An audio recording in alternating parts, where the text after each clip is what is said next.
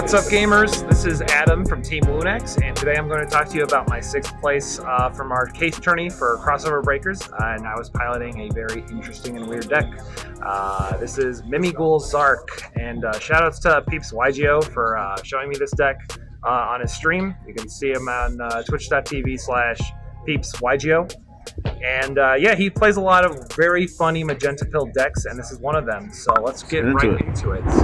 So with Mimighoul, we're going to start off one master. You just need a 1 because Throne can grab him from anywhere. Hand, deck, grave, it's awesome.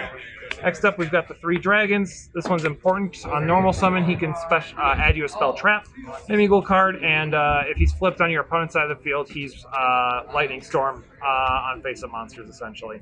Okay.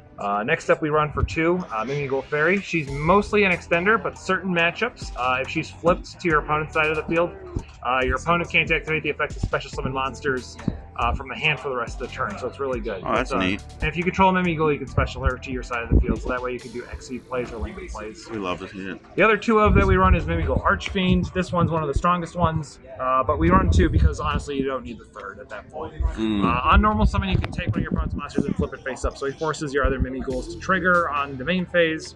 And if he's flipped face up, you draw a card, your opponent will discard a card, and then he'll come over to your side of the field. Clog your hand if you run more. Yep. So he's really solid. And then for the 1-ofs, we run 1 Slime. If he's flipped on your opponent's side of the field, you summon 1 Mimighoul from your deck, so you'll summon Dragon or Archfiend or Master.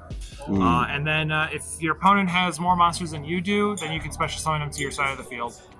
And then Armor. Or I think it's the other way around. But Armor, he's just there for a name. He's an extender. If your opponent, I believe, if your opponent has more monsters than you, you can summon him to your side of the field. And Slime is if they have a set monster, you can summon to your side of the field. I see. And if he's flipped, your Mimighouls can't be destroyed by battle this turn. For sure. Not really relevant. Next up to the, and that's it for monsters. We play a small monster pile because we are mostly a trap deck. But we'll get to the traps in a second. We're running 3 Mimighoul Dungeon and the Terraforming. This card adds a Mimighoul monster from deck or graveyard to hand, so you don't have to commit much to your deck once you're cycling through. You can use your grave. It's fantastic. And while your opponent while a player has a set monster, that player cannot normal summon or attack with special summon monsters the turn they're summoned. Field spells are good. And then also, it's your Mimighouls get attack equal to the defense the turn after they're summoned. Other 3-of spell we're playing here is Mimighoul Maker. This card just summons 2 Mimighouls from your deck, 1 for your opponent, the other gets added to your hand, and then you get to special summon any Mimighoul from your hand. Next up, we've got Pawn of Prosperity and Called by the Grave. These are just really good power spells. Called by, you're using a lot of cards that get outed by hand traps, so Called by is nice. That's it for the spells, or maybe there's more, but we'll show you that later. Nice. We've got 3 Mimighoul Runes, this is the best card in the deck. What this does is you summon a Mimighoul from your deck and then you can non-target set a monster. So you can get rid of Desiree off the field. Oh, wow. It's really good. But the most important card you want to hit is the one that this trap summons. It's the Soul of the Supreme King. Oh. What this does is special summon Supreme King Zark. For half your life points, it cheats it out, negates its effects. That's the Pendulum monster, right? The Pendulum Fusion, yes. And the interesting with Zark is if he gets flipped face down, because he's a mandatory on summon to destroy your opponent's side of the field, but he's negated by this. But if you flip him face down, when he resolves, he will no longer be negated. So Room, you can do Soul of Supreme King and then chain 1 Zark, chain 2 Room. So you can summon your Mimighoul Dragon to your side of the field, and then Room will flip Zark, and Zark will resolve, board wiping your opponent. Wow. So that's the idea of the deck. And to compensate for that, we are running excess amount of cards to make this live. So we're running triple trap tricks. This is to get our traps up properly. So we'll banish a copy. And the other mass AoE that we're playing is Karma Cannon. We can flip our Zark with that.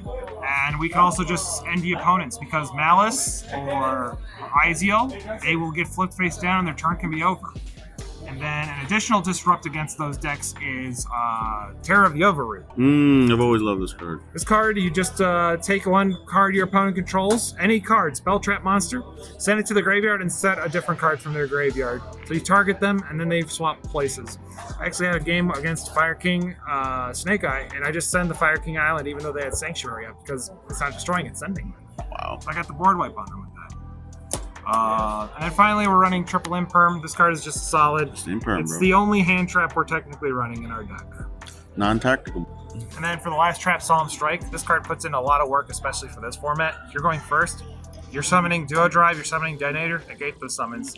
Played against like a U-Bell player, and it stops Phantom of U-Bell because that's an inherent summon. So anything that's built in, essentially, Strike stops it. Strike also stops improper chaining that you don't want to deal with. It can deal with Desiree. It's really cool. I like this card a lot. And then the honorary trap card, Book of Moon. Just plain old Book of Moon. Wow. It's I like it more than Eclipse because I don't want my opponent to draw cards at the end of the turn. I'm gonna leave them with cards on the board, so might as well Book of Moon. Everything for booking to make sure they can't do normal summon or attacks with the dungeon. It feels really clean. Nice. Yep. And then we're gonna go to the extra deck now. So for the extra, we start off with 2 Giants. On summon gets you Mimighoul card, and then it will detach material. For every face-down monster your opponent controls, you can pop that many face-up cards they have, and then they'll take 1,000 for each. Okay. Next we got 1 Throne. Throne can detach 1 material to summon master from anywhere, hand, deck, or graveyard. And then also he can quick effect during the main phase, detach as many materials from him as possible, equip to a master on the field, and then bounce that many cards on the field back to the hand from how much he detached. This is great. There's a fun little synergistic combo that I'm going to talk about afterwards with my side with this, but it's really cool. Then, the other half of the deck. We got Zark, Clear Crystal Wing, Synchro Dragon, and Starving Venom Fusion Dragon. So Zark, he's a board nuke, but if he gets destroyed, he's a floodgate. The opponent cannot activate the effects of fusion, synchros, and exceed monsters while he's on the board, and that covers a wide variety of decks. If your opponent if he destroys a monster by battle, you can summon one of the dragons here. Okay. And Crystal Clear Wings spell trap negate, and if the opponent activates a monster, he can gain that monster's attack, and then he's unaffected by monsters for the rest of the turn. Wow. Fusion, he's for some matchups, like if I'm playing against Azamina and I can get him out, I can then just target Ilya Sylvia to copy the Omni Negate. It forces the Ilya Sylvia to leave to stop that, because the opponent doesn't want me to have that. So it's cool. He didn't really come up. Clearwing did, though. It was great. Other generics, we got Zeus, Downerd, and Typhon. Typhon's a champion because we're not committing too much to the board at a time, and the opponent will, so Typhon's really cool. Zeus, we got Giants, and we also have Lyrilisk Nightingale. It's a combo with Zeus and Downerd, so it's really cool. You don't lose the Tempai. We don't want to lose to Tempai, no sir. And then finally we've got, if we need to flip everything face up that they have that are Mimighouls to start triggering effects, he's not too bad, but... Finally, this is the funny tech, Artifact Dadga. So when a card effect is activated, we can get Dadga to then set Lancia from the deck against Malice, and then during the opponent's main phase, they might be deterred from using like Lightning Storm or Harpy's Duster to destroy our back row because we got Lancia there. So once they commit to the board, we can use Throne to equip to a Master and bounce our set Lancia to hand, and then we can use Lancia in hand. Wow, that's cooking. Yep. And then we got Anima because we have mostly level 1s. We got IP and SP. Makes sense. Just generic good stuff.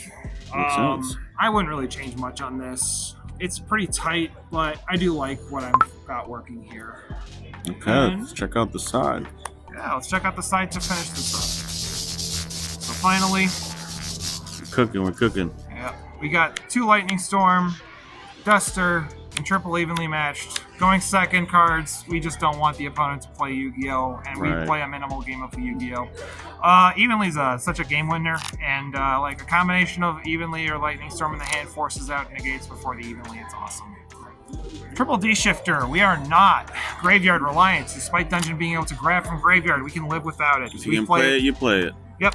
You play it, you play it. Card stops a lot of decks and makes disrupt. Lancia for Malice.